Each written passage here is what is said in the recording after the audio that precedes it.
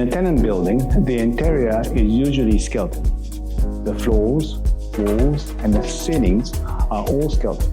However, in this building, the columns are finished inside, which is quite unusual. With this finish, the image of the exterior impression is shared internally and have consistent image.